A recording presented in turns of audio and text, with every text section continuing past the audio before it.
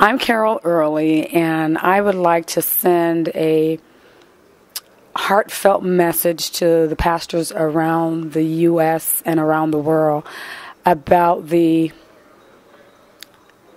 abortion issue. I myself have fallen to abortion.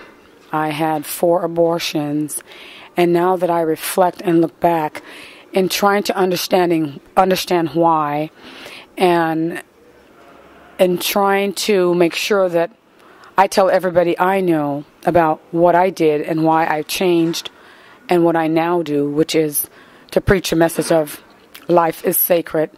God has given us that gift to be fruitful and multiply, and that we do not have the right to remove, whether it was done in the sanctity of a marriage or not, remove life. Because God knows everything. And that life was predestined because he knew we would sin and that life would come about, not knowing what that life would be destined to do.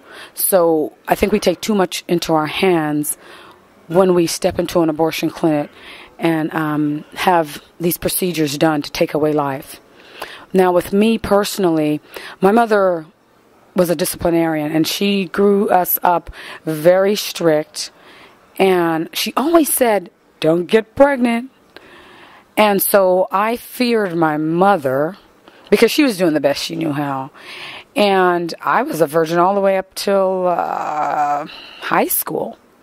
And the biggest problem I had was being in constant pursuit by men, because I guess they saw me as a skirt. And I believe that if the message, even in the church and in my home, was don't get pregnant because of the fact that, you're still a babe yourself. It is for when you were married. If I'd gotten more information as to the why. I'm from Jamaica, and basically kids are to be seen and not heard. Speak when you're spoken to, answer when you're called.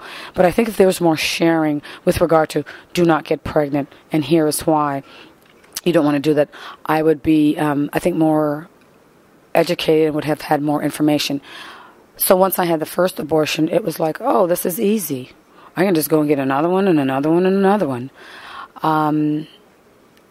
What I found later on, that there was a consequence to that. And it just doesn't end at the abortion.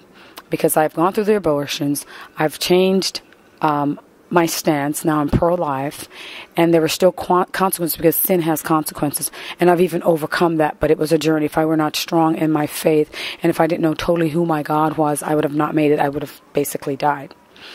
As far as pastors, what you can share with your congregation, fathers can talk to their daughters about this, mothers can, sisters, brothers, or just a good friend.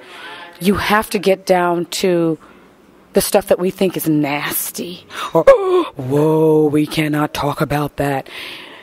It's not nasty. It's procreation. It's, something that God made. If he made it, it's good. We need to talk to them about the responsibility they have to their temple, that this is not their own.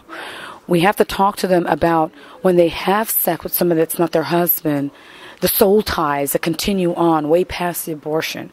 We have to start talking about the difficult. They're not difficult to me, never were, but my mother kind of in a way made me think it was. But once I broke through that veil, so to speak, I talk about everything now. I say I live life out loud. So we have to get back to talking about those things that society and, conservative, traditional families would not bring to the table.